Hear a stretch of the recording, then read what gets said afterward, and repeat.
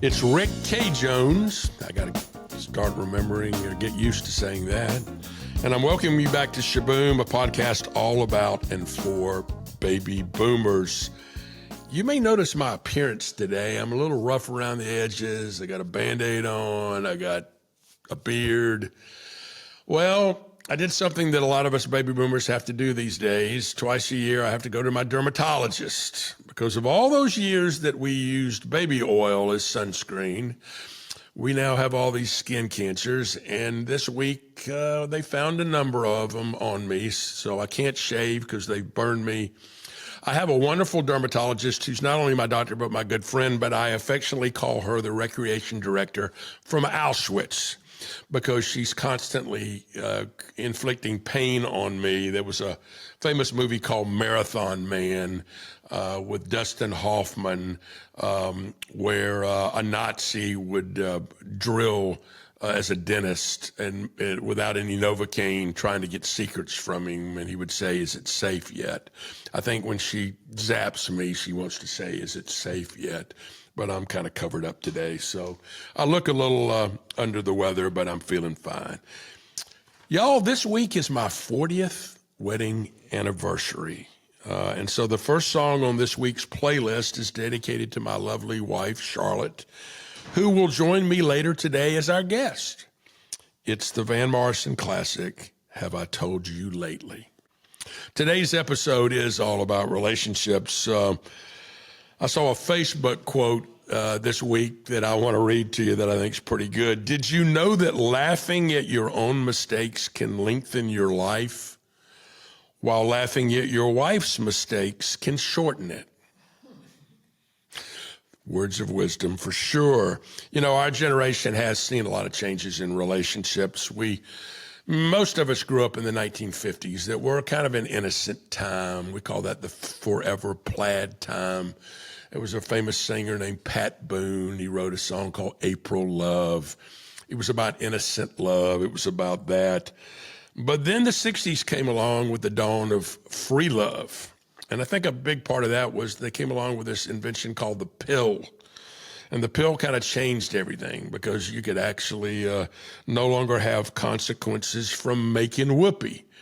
The song Making Whoopee actually came out in the 1920s, if you can believe that. But everybody knew what making whoopee meant. What if you made whoopee, you're going to have a baby. Well, the 60s kind of changed that. I got my heart broken first as a sophomore in high school with a girl named Missy Bailey. Missy Bailey, if you're out there listening, you broke my heart as a 10th grader. I probably created something for that. I didn't have any money. I asked her to the movies, and I didn't have any money. So I told her, here's what we're going to do, Missy. You're going to drive my car very slowly along this highway, and I'm going to walk and pick up Coca-Cola bottles. Because in that era, Coca-Cola bottles were returnable for 5 cents. You could get 5 cents a bottle. And I picked up enough bottles that day as Missy Bailey drove me along to go to the grocery store, cash the bottles in, have enough money for us to go to the movies. She broke up with me soon after that. For me, it was about dating, and I dated a lot. It was about marriage. Unfortunately, it was about then divorce and then remarriage. Jimmy Buffett wrote a great song called Migration that one of his lines in the song goes, on top of that, all that, I got married too early. It cost me much more than a ring. I can relate to that. I got married too early, had a child, had a daughter, but then I got very, very lucky. I met the love of my life, and I know our guest pretty well today. And so my guest is Charlotte Elizabeth Burch Jones, who grew up in Live Oak, Florida. And let's welcome her to Shaboom. Hello, dear. Hi there. Welcome to the show. Thank you. Well, I said earlier to our audience that I'm disheveled today. I got a 3-day-old beard. I got Band-Aids from the dermatologist. But you look gorgeous, and it shows that I have significantly outkicked my coverage, Or as my good friend Gordon Whitener, who was a guest earlier in the year, says to me regularly, dude, you are so overchecked. But it's a good club to be in. But I thank you for being here. We're going to start today. This is about relationships. So we're going to play a game of he said, she said. Okay. Which means I'm going to tell my side of the story, and then you can tell your side of the story. And I'm going to give you the last word so that you could say, no, he made all that up. But That's here's the kind of way I think. brave. Yeah. So Kind of I'm going brave. to start. I'm going to start by talking about how we met. I had been divorced. I had a little girl. I'm living in an apartment in Midtown Atlanta that I paid, believe it or not, $75 a month to rent a one-room apartment. And the one room had no room for a bed. So I had a hide-a-bed, I had a sink, I had a stove, and I had a toilet and a tiny shower over a gay bar on Ponce de Leon Avenue. But I had a little balcony, a little tiny balcony off this terrible little apartment. I was in graduate school at the time, working a couple of jobs. And I turned 30 and I wallowed in a little self-pity. I went down to the Kroger grocery store. I bought myself one cupcake, put a candle in it, lit it, had a little pity party for my 30th birthday, blew it out, looked up at the stars and said out loud, God, I never asked you for anything, but I need to meet somebody and I need to meet them now. That was my very reverent prayer. The next day I went to College Heights Elementary School, one of the 7 elementary schools where I taught PE while going to graduate school. And in walked a student teacher in a yellow sundress who offered me a boiled egg for my lunch. And that turned out to be you. And that's how we met. So we'll pause the story, and now we'll have you tell your side of the story. Okay, that all sounds about right. You all, whether it's a good story or true, you always told me that you did pray for me, and you remind me of that, and have reminded me of that several times along the It's way. like anytime you're mad at me, I say, don't be mad at me. I prayed for you. Talk to God. He sent you. Yeah, So, yeah. So I did. I was graduating from Agnes Scott College in Atlanta. I had decided I wanted to take a year off before I went on to pursue other things in graduate school. And my dad said, you actually need to get some skills, get something to have a job when you get out. So I hurriedly got my teacher certification courses, and I did go to student teach at College Heights Elementary School in Decatur. And that is absolutely correct. They actually packed our lunches from Agnes Scott because it was part of the tuition. And I came in with my sack lunch from Agnes Scott, and it had an egg in it. And you were there hungry without a lunch, without a lunch. Yeah, nobody yeah. packed my lunch. So that is how we met. That is how we met. We certainly didn't think at that point, or I didn't think at that point, that we would be here today. But especially as we went on with our not our, I guess, I don't want to say relationship, because I did tell you at one point that I did not want a relationship with you, and so if we could just have fun for the next 3 weeks until I graduated from college, then we would go our separate ways. And you did, when I announced that to you, a little bit Let me make it clear to our listeners. premature. Let me make it clear to our listeners. I asked her out the first time for nachos and beer. Okay, I said, let's go to a place in Emory Village and have nachos and beer. Right. Do you like nachos? No, Do you like beer? no. No. So I'm 0 for 1 really fast. Okay. But I decided to try again. So I asked you out the second time to go to the movies Yes. to see Casablanca Yes. at the movie theater. And you get in the car, second date, and you say, I don't want a relationship with relationship. you. Right. well, we can just go out for the next 3 weeks while I'm in college. That'll be great. To which I said, well, darn, I guess I'll have to take the ring back. Right. And we laughed, and that was it. And then I promised you at that point that what? We would never have a relationship. Right. Right. And I so guess we've had a I really guess great non-relationship. non-relationship for 40 years now. Yeah. So Yeah. I'm going to resume the story now. I can tell you the exact moment. Number one, when you walked in with a sundress, yellow sundress, I went, woo.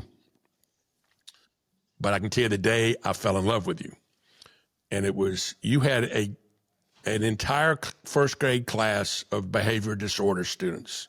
I mean, Yeah. bad students Right. with all kinds of, and you made them behave.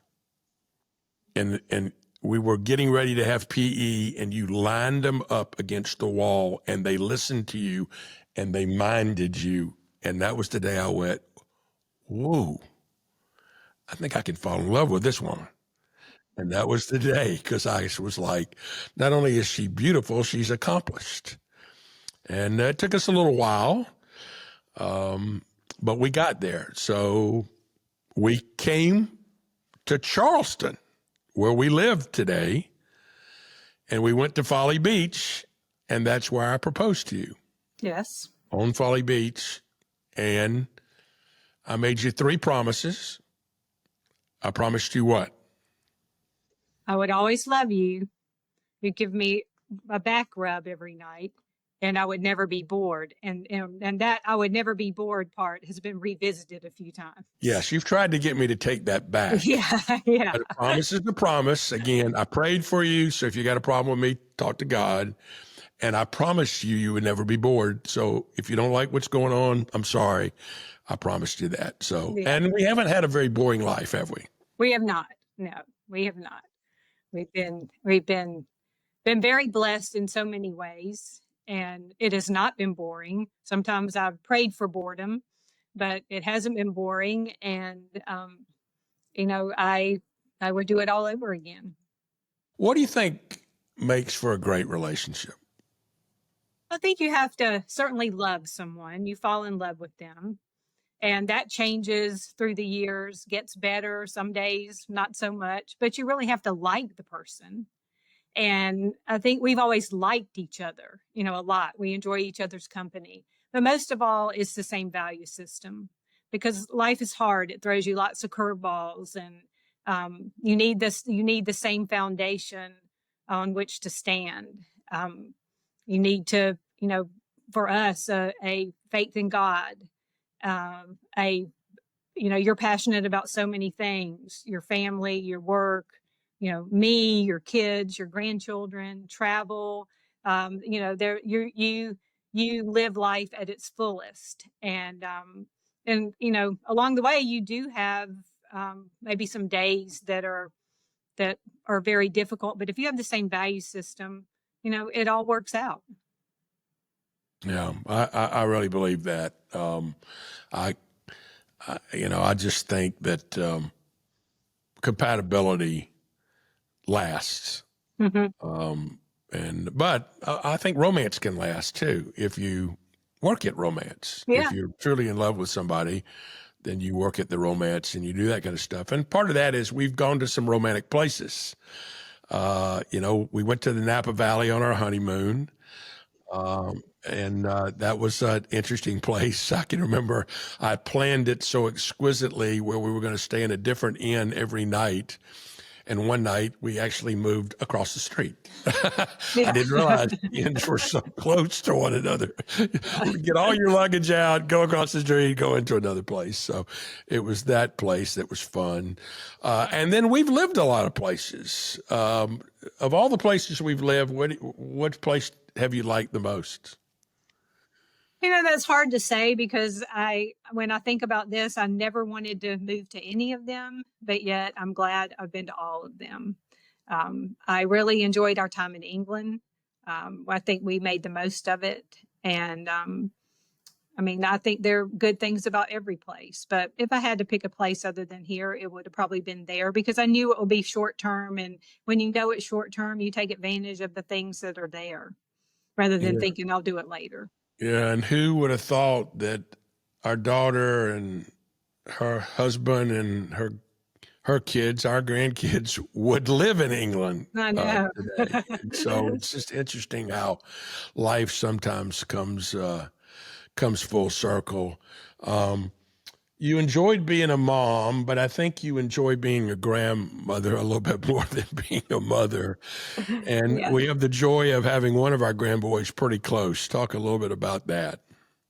Well, he is a joy. He really is a joy. You don't until you have grandchildren or experience that in some way through even a great aunt or something like that. It's you don't really understand the depth of that. But you, of course, you love your children and you love your grandchildren the same, but you also can give them back if you need to. And then they can come back, at another time. So we love having our family close and being able to watch him grow. And we miss the ones that are in England. So we try to stay in contact with them as much as we can. Well, this week is our 40th wedding anniversary. I start by saying that behind every successful man is a very surprised mother-in-law. That's to begin with. But the truth is, two halves make a whole, but two wholes make a marriage. And I think having a whole person that has their own life and their own direction and their own thing is really important to relationships too. Would you agree with that? Absolutely. Yeah, You I would. know, now in me, I like to cook, and you're a great prep chef, which I love. You like to chop and get it all ready for me, and then I get to cook it, and then if I cook it, you have to clean it up, which I like even better. Yeah. So now, have I gotten better in terms of the number of pots that I use? You have. Yeah. It's taken a while, a little practice, but you've gotten a lot better at that. Yes. Yeah, I think I used to try to use every pot in the kitchen for every meal, but I've now learned to cook a lot of one pot meals, which is a Yeah. little bit better from that standpoint. Well, it's 40 years. It's been great. What are we going to do for the next 40? Ooh, I don't know. I think they could be just as good. I mean, we've got, the unknowns. I mean, that's the thing when you look at it and you think it I ask you, how in the world did we get to be this old, or how in the world have we been married this long? And your answer is usually one long day at a time. But when you look back, they're really not long days. They just swish by. And, some things we may have done differently, some situations we may have handled differently, some things we may have parented differently. But when you look back in the whole quilt of life, that you can kind of see how everything comes together. So, um, yeah, 40 years. I don't even feel like I can be much older than that, but of course that's not true. Yeah. You got anything on your bucket list for the next few years? Oh, yeah, I mean, there are a lot of things I wanna do. There are places to go. Uh, this year, the past couple of years have brought us some just, I guess, obstacles of life that come along with, aging and family and all of those things. And so our attention is shifted a little bit for right now. But yeah, I want to take our grandchildren places. I want to do things. I want to, just and be focused on being thankful for the things that we have in our You life. know, this podcast is about baby boomers, and we are at a certain age that, in a lot of ways, we're the bologna in the sandwich. Many of us are still dealing with aging parents, and the things we have to do there, while we are also still, servicing our children and our grandchildren in a unique way. So we're kind of the bologna from that standpoint. The other thing is, unfortunately, we do have health issues. A couple of years ago, you had breast cancer, and I decided to celebrate your breast cancer by having a heart attack, Right. all at the same time, which is not a formula for success. But I think those kinds of trying times strengthen relationships. Yeah.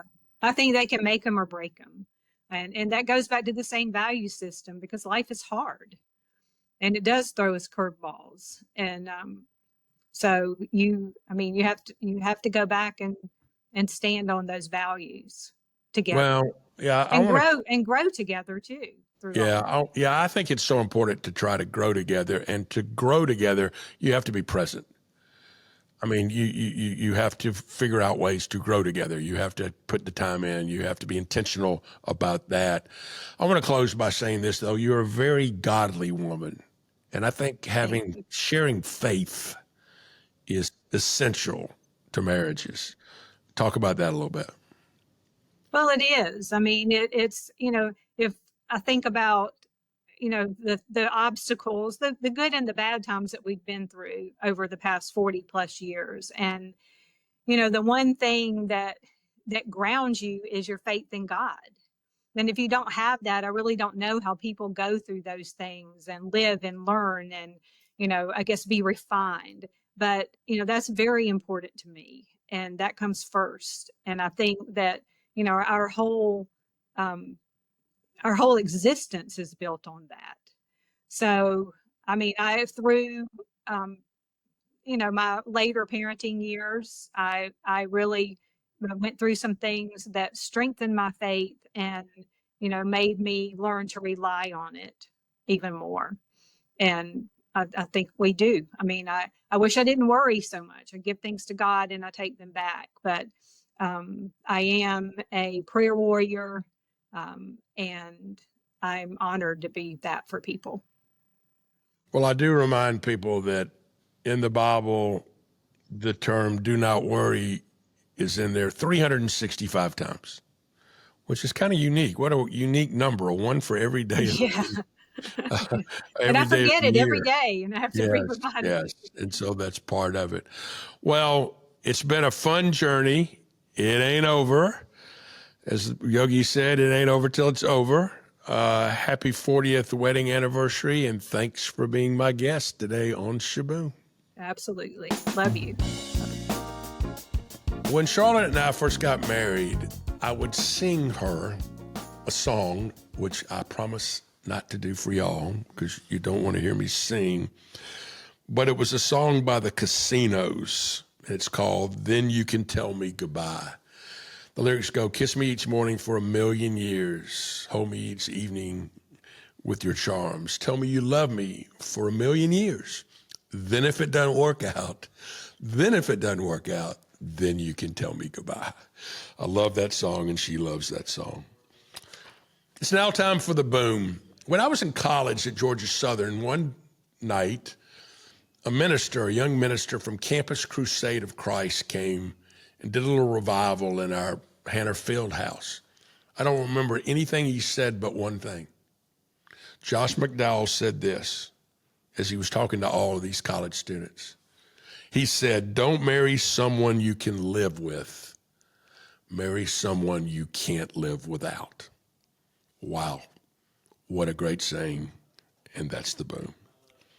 It's time to get on the road with Rick. Charlotte and I, as you heard, actually honeymooned in Napa Valley. We spent time in Napa, in Oakville, in Yountville.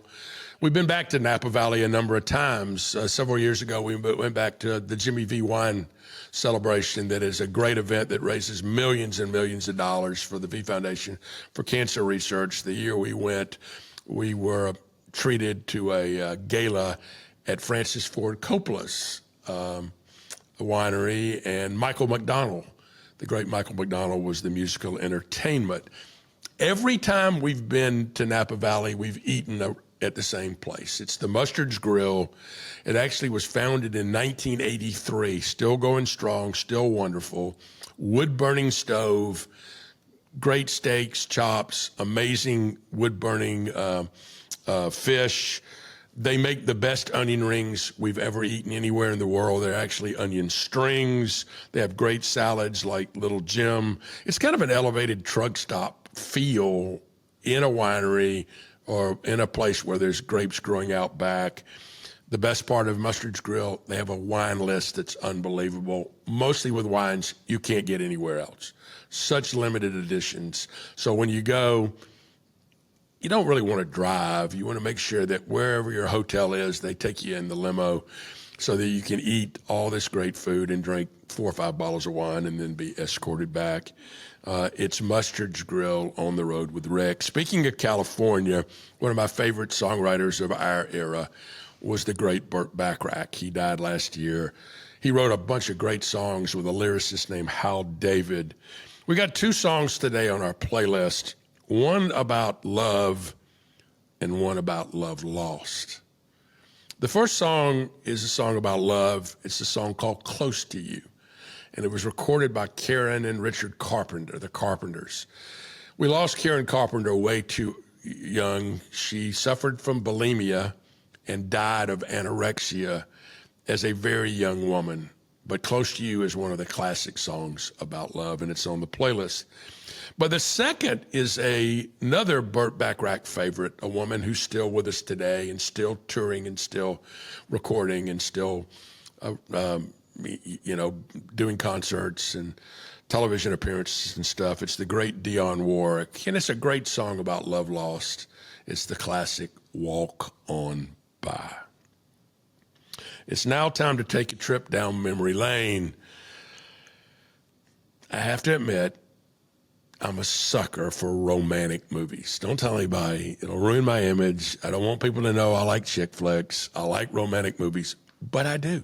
And I can remember one of the first ones I saw was a film called Dr. Zhivago. And it had the great Omar Sharif and the exquisite Julie Christie in a romance of love that could not happen, but did happen. But the consequences to that. Dr. Zhivago was a great movie. Another movie I love is kind of an underrated movie, I think, but everybody ought to go out and rent it. It's called It Could Happen to You. It's a wonderful story of a New York police officer played by Nicolas Cage who comes to a diner almost once a week and is waited on by the same waitress played by Bridget Fonda. And he's a good man. He's married, but he always leaves a tip, and today he realizes he has no tip money. So he tells the waitress, look, I don't have any tip money, but I bought a lottery ticket. And if we win the lottery, I'll split the proceeds with you. Well, we know what happens. He wins millions of dollars in the lottery. Well, his wife hates that he's going to give it to this woman, and she ultimately runs off with another man, divorces him. He falls in love with the waitress. They lose the money, but there's a New York Times reporter who's dressed up like a street person who does pictures of life in New York, and he's played by the great singer-songwriter Isaac Hayes. And Isaac Hayes tells the story in the paper of this couple and how, while they've lost everything, they've found everything. Well, people feel so touched by that thousands of people send them a check and congratulate them on their romance. It's a movie called It Can Happen to You. It's a great movie. I can remember the great Out of Africa, Meryl Streep, Robert Redford, or how about The Bridges of Madison County? Again, Meryl Streep, this time with Clint Eastwood. When we moved to England several years ago, I took our family on a trip around the country, and we went to 17 states. We never stayed in the same place more than one night. We called it the witness protection trip, so that we know that if we ever testify against the mob, we know how to do it. We stay moving, nobody can find us. But I took Charlotte to Madison County to see the bridges of Madison County. And she looked at the bridges and she looked around in the middle of nowhere and said, and I quote, well, no wonder she cheated. There's not anything here. But probably my favorite romantic movie of all time is the movie The Way We Were. The Way We Were is Robert Redford, Barbra Streisand, a story of two people that love each other dearly but just can't live together. But there's a wonderful scene in the movie where Robert Redford plays this game with his friends.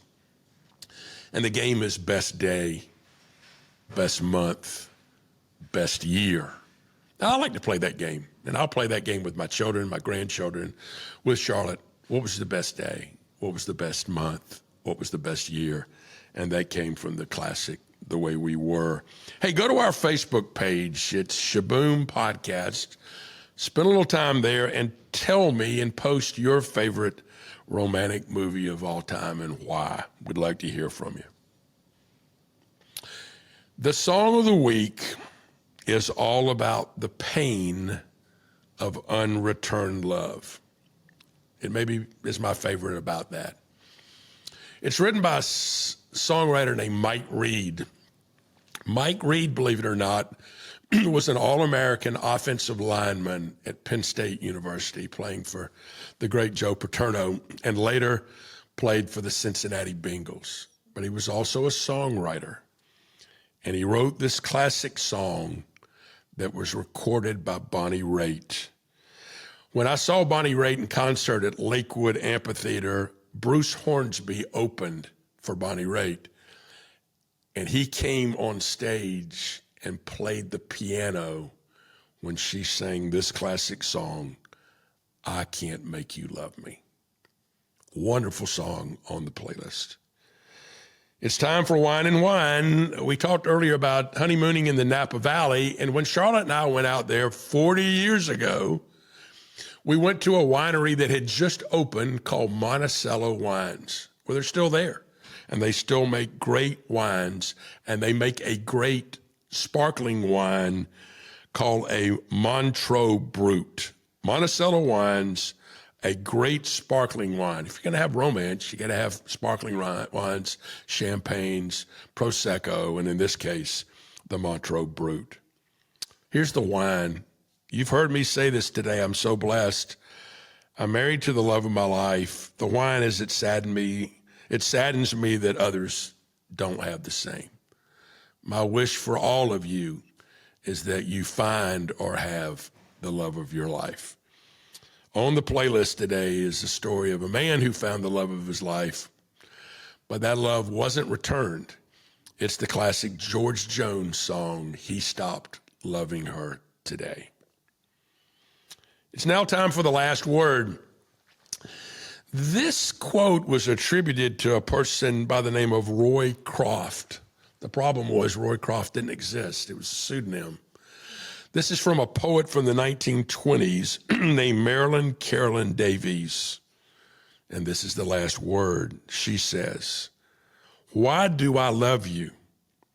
I love you not only for what you are, but for what I am when I'm with you.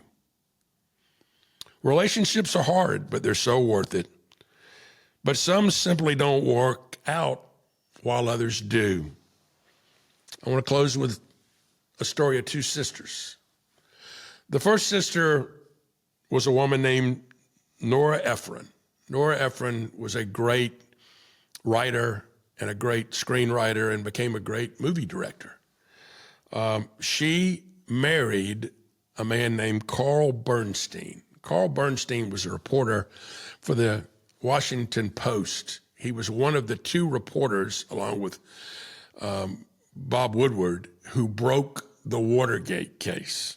Those two reporters broke Watergate in the New York Post, and they later did a movie about that called All the President's Men that starred Robert Redford and Dustin Hoffman as Carl Bernstein and Bob Woodward. Well, Nora Ephron married Carl Bernstein, but it didn't work out. He cheated on her, and she wrote a book and then a movie called Heartburn. Contrary, her sister, Delia Ephron, lost her husband to cancer, but then found a second husband.